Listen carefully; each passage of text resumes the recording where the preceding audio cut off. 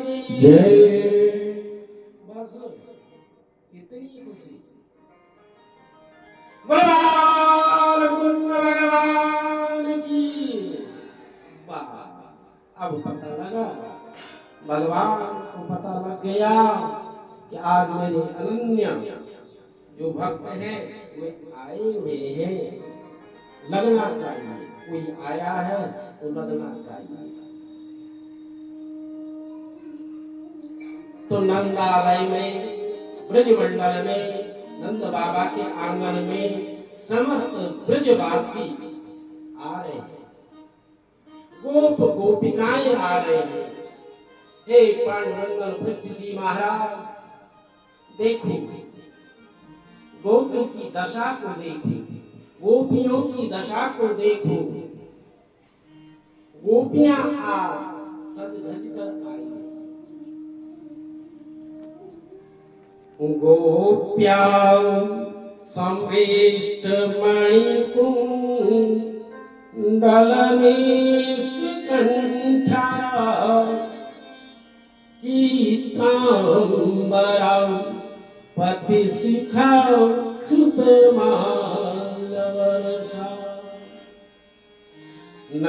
नंदालयं सबलयं व्रजति गिरेजु व्यालोल कुंडल पयो धरहार शोभा।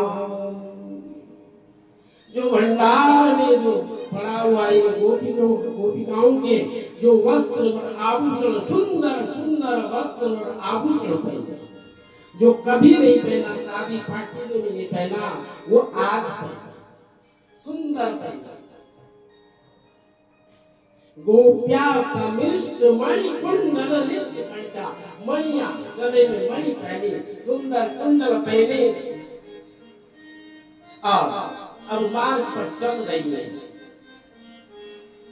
तो भगवान का चिंतन करते करते कुछ पता ही नहीं क्या क्या पहना, कैसा पहना, यहाँ का यहाँ और यहाँ का यहाँ, उलट उलट सब होश रही नहीं। मन में हुआ ना कि कब और कैसे हम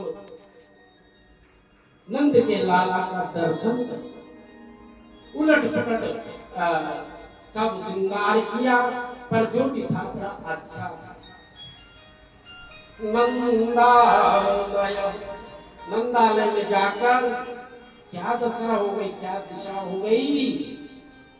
चित्रांबरा, कोई चेतना रही नहीं, कोई जागृति रही नहीं।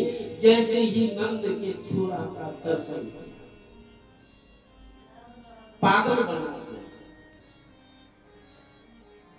एकदम, बिल्कुल चित्र के जैसे खड़ी होकर और भगवान को निहारती रही।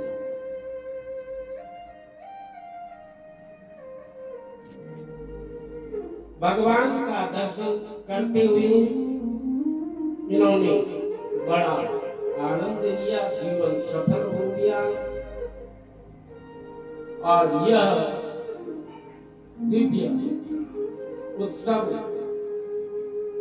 मान लिया गया है कि जैसे आज शुरू हो जाए और 6 महीने लग जाए, 6 महीने तक यह दिव्य उत्सव चलता है। आनंद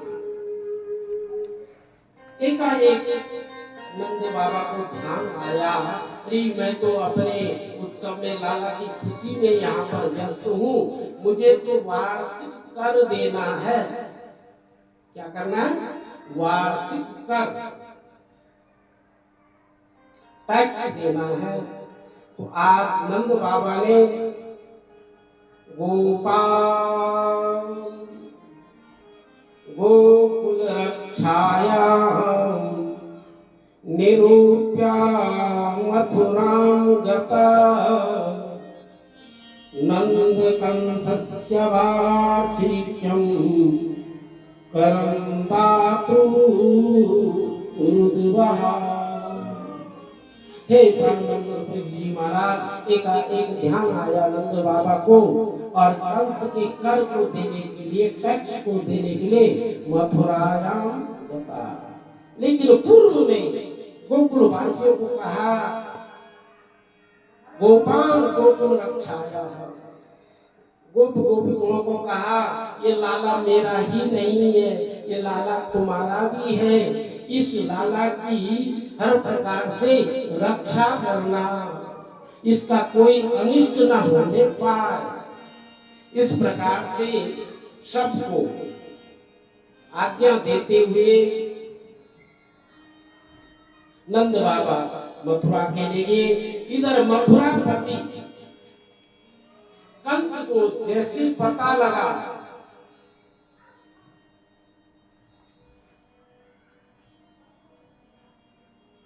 वसुदेव और देवी की संतान हो चुकी है, द्वारपालों ने सूचना दी, महाराज है गयो, है गयो, है गयो। कंस अर्धनग्न ही भागा। अरे कहाँ है, कैसा है, क्या है? कारागार में गया, लेकिन इसके बीच में जो लीला हुई ये कंस को नहीं पता, कंस के सेवकों को नहीं पता क्या हुआ।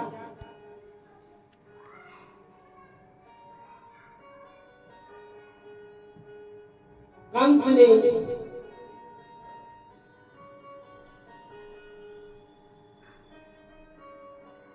बोले भक्त वत्सल भगवान की जय।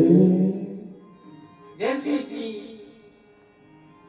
वसुदेव जी ने भगवान को गोकुल में छोड़ा, इधर वहां से एक कन्या को लेकर आगे, इस समाचार से सब अनभिज्ञ हैं, द्वारपालों को भी पता नहीं, कुछ पता नहीं है। आज कंस गया, आतुर हो गया, व्याकुल हो गया, लाओ तुम्हारी जो संतान हुई। मां देवी ने कहा, भैया मेरा लड़का नहीं हुआ, लड़की हुई है, इसे छोड़ दो। कंस ने कहा, नहीं मैं तो छोड़ने वाला नहीं। हे पांडुनंदन, देवी मैया के अंक से, गोद से इस दिव्य कन्या को निकाला और उसको जमीन पर ही पटकना ही चाहता है, तो उससे पूर्व यह दिव्य कन्या हाथ से निकल कर गई, आकाश मंडल पर चली गई। बोले जगदम्बा मैया की जय। हे कंस, मुझे मारने से तेरा कोई फायदा नहीं, मुझे नहीं तू मार सकता है, तेरा काल ब्रजमंडल में सुरक्षित है। यह सुनकर कंस को बड़ा आतुर हो गया, व्याकुल हो गया और तुरंत इमरजेंसी मीटिंग बुलाई। अपने मंत्री संतरी क्या किया जाए, आपातकालीन मीटिंग। अब वहां प्रस्ताव रखा गया, मेरा काल है, मेरे काल को भूल कर भाव। तो सारे मंत्री संतरियों का, राजन आपको घबराने की आवश्यकता नहीं। सबने अपना पौरुष दिखाया, अपनी शक्ति दिखाई और राजा के प्रति जो अपनी भक्ति है उसको प्रदर्शित किया। महाराज अरे कहाँ जहाँ भी होगा ब्रजमंडल में हम उसको मार देंगे। कंस ने कहा, मारोगे तो तब जब पकड़ोगे, पहले है कहाँ ये तो जान लो। उसके बीच में एक देवी खड़ी हुई जिसका नाम क्या है,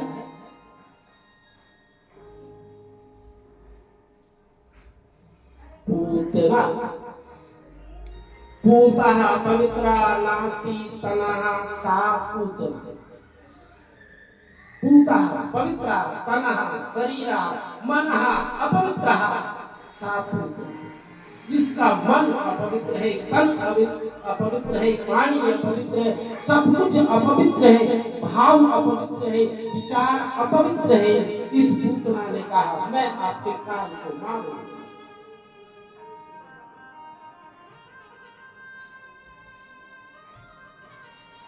सचिव वैद गुरु तीन जो प्रिय बोले भैयास राज धर्म कर तीन करी होवे बेगैनास। कुछ लक्षण बताए गए।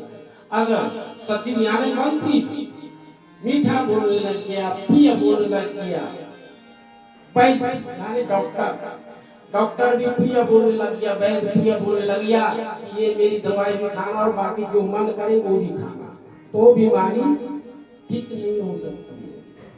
गुरु भी प्रिय बोलने लग जाए कि हाँ बेटा ठीक है, बस जैसी तुम्हारी मर्जी वैसे करो, होवे बेगैनास, तुरंत नाश के लक्षण है। तो यानी मंत्री को कटु बोलना चाहिए और सच बोलना चाहिए। मंत्री को प्रिय नहीं, राजा ने कहा जाओ 1000 के मार दो, हाथी मार डाले, नहीं, मंत्री को बोलना चाहिए नहीं मारा, मेरा अपराध प्राणी को नहीं मारना चाहिए, मंत्री को कटु बोलना चाहिए, राजा की चमचागिरी नहीं करनी चाहिए। और आज जीवन बिना चमचा तो चलता ही नहीं। खाना दो, चमचा नहीं लाया, अरे भैया नहीं, ये 5 चम्मच इससे खाओ ना, इससे नहीं खाना, चमचा चाहिए खाने को भी, है ना, बिना चमचा तो काम होगा ही नहीं। तो सचिव वैद गुरु तीन जो प्रिय बोले भैयास राज धर्म तुम तीन करी हुए गई आस। तो मंत्री को, वैद को, गुरु को कटु बोलना चाहिए। इसलिए हम यहाँ पर बैठकर आपको कटु भी बोलते हैं, मीठा नहीं बोलते। मीठा बोलने से स्वीट पॉइजन देने से अकल्याण होता है। कटु माने सत्य बोले, शास्त्र की बात बोले, वो किसी पर लागू हो या ना हो उससे कोई लेना देना नहीं। वक्ता का बिल्कुल निर्भय निर्भीक होना चाहिए। वक्ता चेहरा लेकर कथा न करे, ये लक्षण होने चाहिए। वक्ता के ऊपर किसी का अनुशासन नहीं होना चाहिए कि नहीं अरे महाराज क्या बोल दिया आपने, ये तो घटना वहां घट रही, ऐसा नहीं। प्रभु क्या कर रहे हैं आप? गुरु को कटु सत्य बोलना चाहिए, ये नियम है शास्त्र का। गुरु को प्रिय नहीं बोलना है। अगर प्रिय बोलेगा तो शिष्य का कभी कल्याण नहीं हो सकता है, राजा का कभी कल्याण नहीं हो सकता है और रोगी का कभी कल्याण नहीं हो सकता है। लेकिन इन्होंने स्वीट पॉइजन दिया और कंस को आश्वस्त किया, हम मार देंगे, क्यों मार देंगे, चुटकी में मार देंगे। तो जब विनाश का समय आता है तो बुद्धि बुद्धि हो जाती है। जाको प्रभु दारुण दुख दीना, जाको प्रभु दारुण दुख दीना,